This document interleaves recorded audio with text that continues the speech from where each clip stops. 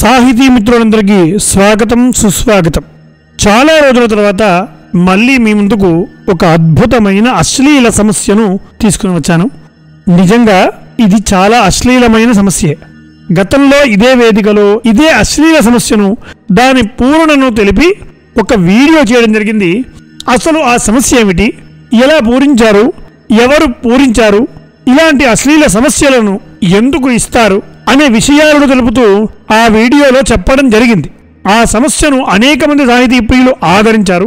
చూడని వాళ్ళ కోసం ఆ వీడియో లింకును ఈ కింద డిస్క్రిప్షన్లో ఇస్తున్నాను, చూడని వాళ్ళు చూడగలరు. మళ్ళీ అదే సమస్యను మీ ముందుకు తీసుకురావడం జరిగింది. అదేంటి, ఇప్పుడే ఇంతకు ముందు గతంలో ఇదే సమస్యను తీసుకుని వచ్చాను అన్నారు కదా, మళ్ళీ ఎందుకండి అని మీరు అనుకోవచ్చు. ఎందుకంటే దానిలో ఒక ఆంతర్యం ఉంది. వీడియోను పూర్తిగా చూడండి, ఆ అద్భుతం మీకే అవగతం అవుతుంది. ఒకసారి శ్రద్ధగా వినండి. ఇంతకు ముందు వీడియోలో ఇచ్చినటువంటి అశ్లీల సమస్య ఇది. లంగాయత్తి కురంగనేత్రి కనియన్ లాంగూల శృంగారమున్ అని. చూసారా ఎంత అశ్లీలంగా ఉందో. దీని సాధారణమైన అర్థం ఏమిటంటే లంగా ఎత్తి. దాని గురించి ప్రత్యేకంగా చెప్పాల్సిన అవసరం లేదు కదా. కురంగనేత్తి అంటే మంచి కన్నులు కలిగినటువంటి అమ్మాయి. ఇక్కడ లాంగూలము అంటే రెండర్థాలున్నాయి. ఒకటి తోక అని, రెండవది పురుషాంగము అని. కనియన్ శృంగారమున్ అంటే దాని సౌందర్యాన్ని చూసిందట. ఇది సాధారణమైన అర్థం. గతంలో ఇదే సమస్యకు అర్థంతో పూర్తి పూరణను చెప్పాను. గత వీడియోలో ఈ అశ్లీల సమస్యను, ఆ సమస్యకు సంబంధించిన పూరణను విన్నారు. అదే సమస్యను మరో రీతిలో ఒక్క అక్షరం మాత్రమే మారుస్తూ అద్భుతమైనటువంటి అర్థం వచ్చే రీతిలో ఈ సమస్యా పూరణాన్ని ఈ వీడియోలో తెలిపే ప్రయత్నం చేస్తున్నాను. దీన్ని పూరించిన వారు కూడా గత సమస్యను పూరించిన వారే, కె నారాయణ రెడ్డి గారు, కె నారాయణ గారు. ఇక వీడియోలోకి వెళ్లే ముందు నా చిన్న అభ్యర్థన, వీడియోని పూర్తిగా చూడండి. వీడియో చూశాక మీ అమూల్యమైనటువంటి అభిప్రాయాలు దయచేసి కామెంట్ రూపంలో తెలియజేయగలని అభ్యర్థిస్తున్నాను. వీడియోని లైక్ కూడా చేయగలరు. ఈ మూడు చేస్తేనే మన ధర్మ సంబంధమైన, సాహిత్య సంబంధమైన విషయాలని యూట్యూబ్ కూడా 10 మందికి ప్రచారం చేస్తుంది. నా అభ్యర్థనను మన్నిస్తారని ఆశిస్తూ ఇక విషయంలోకి వెళ్తే, శ్రేయాన్ స్వధర్మో విగుణః పరధర్మాన్ స్వనుష్ఠితాత్ స్వధర్మే నిధనం శ్రేయః పరధర్మో భయాపహః. ఒకే సమస్యను చిన్న మార్పు చేసి అదే అర్థంతో వైవిధ్యంగా ఇవ్వడం, దానిని అదే స్ఫూర్తితో పూరణ, అర్థభంగము కాకుండా వితరణతో, సంకల్ప మార్పుతో ఛందోబద్ధంగా పూరించారు మన కవివరేణ్యులు. మళ్ళీ ఒకసారి సమస్య వినండి.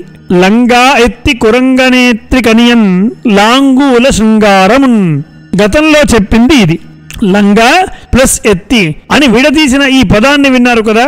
ఇప్పుడు అదే పదాన్ని కలిపి లంగానెత్తి కురంగనేత్రి కనియన్ లాంగూల శృంగారమున్ అనే ఈ సమస్యను 50 సంవత్సరాల క్రితమే ఈ కవులు శ్రీ కె నారాయణ రెడ్డి గారు అద్భుతంగా 2 విధాలుగా పూరించారు.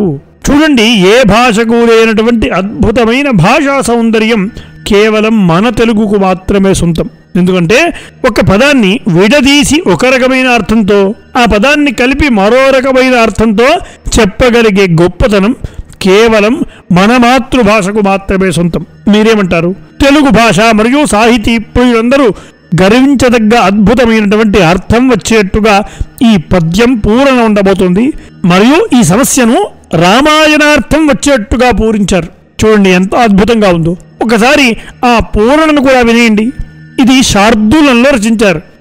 సింగారం భుగరం యసౌధ విరసా శీర్షం బులన్ జుట్టుచున్ పొంగుల్వారగలంకనగ్ని శిఖగున్ పూర్ణాహుతింజేయ సర్వాంగంబుల్ ద్యుతిలీన నింగిని కపీవాలంబుసాగంగ కా లంగానెత్తి కురంగనేత్రి కనియన్ లాంగూల శృంగారమున్. అబ్బబ్బబ్బబ్బబ్బా, చూసారా ఎంత అద్భుతంగా ఉందో కదా. ఒక్కసారి దీని అర్థాన్ని కూడా వినండి. మీరు అద్భుతం అనకుండా ఉండలేరు. రామాయణంలోని ఈ ఘట్టం ఏమిటో దాన్ని వివరించే ప్రయత్నం చేస్తున్నాను, శ్రద్ధగా వినండి. సీతను చూసి వస్తానని చెప్పి వెళ్ళిన హనుమంతుడు లంకను దహించాడు. ఇది అందరికీ తెలిసిన విషయమే, అవునా? అయితే రామాయణంలోని ఇదే ఘట్టాన్ని తీసుకుని కవివర్యులు అద్భుతంగా అభివర్ణించారు. లంకా దహన ఘట్టం.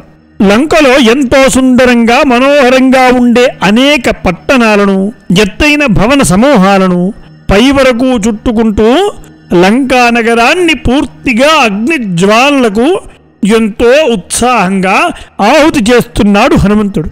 అలా ఆ అగ్నిజ్వాలల కాంతిలో ఆయన శరీరమంతా వెలుగుతూ ఉన్నదట. ఆ సమయంలో ఇక్కడే చూడండి ఎంత అద్భుతంగా ఉందో.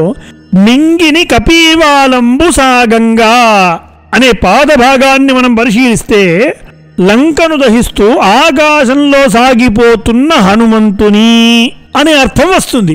ఇక్కడే 3వ పాదంలో కా అనే అక్షరాన్ని చేర్చగా కాలంగా అయింది. కాలంగా నెత్తి అంటే ఏమిటి? తల కదా. తల కాలంగా చూడండి ఎంత అద్భుతంగా అభివర్ణించారు.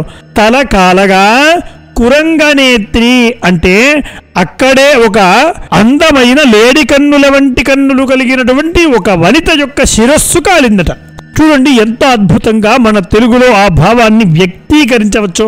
గతంలో చెప్పిన దానిలో శీర్షంబు కా లంగా ఎత్తి అలా ఆవిడ తలకాలగా తల పైకెత్తి చూసిందట అనే అర్థంతో పూరిస్తే ఇప్పుడు అలా హనుమంతుడి తోక నింగిని సాగిపోతూ ఉండగా అంటే ఆకాశంలోకి సాగిపోతూ ఉందట అంటూ అభివర్ణించారు. చూడండి లంకా నగరాన్ని దహించినటువంటి లాంగూలము అంటే పురుషాంగమే కాకుండా తోక అనే అర్థం కూడా ఉంది కదా. అందుకే ఇక్కడ ఇలా పూరించారు. ఆ తోక యొక్క సౌందర్యాన్ని చూసిందట.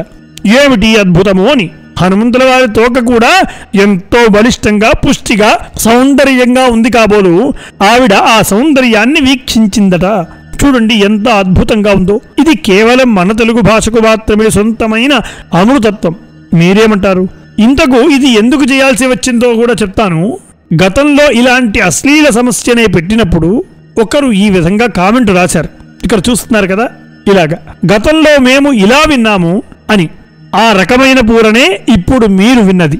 ఇది పూరించిన మన కవుల వారు 50 ఏళ్ల క్రితమే దీన్ని కూడా పూరించారు. చూడండి ఎంత బాగుందో. దీనిపై మీ అమూల్యమైనటువంటి అభిప్రాయాలు దయచేసి కామెంట్ రూపంలో తెలియజేయగలరని అభ్యర్థిస్తున్నాను. మంగళం మహత్. మరో అద్భుతమైనటువంటి వీడియోతో మళ్ళీ మీ ముందుకు మీ ముదిగొండ చందు శర్మ. నమస్కారం.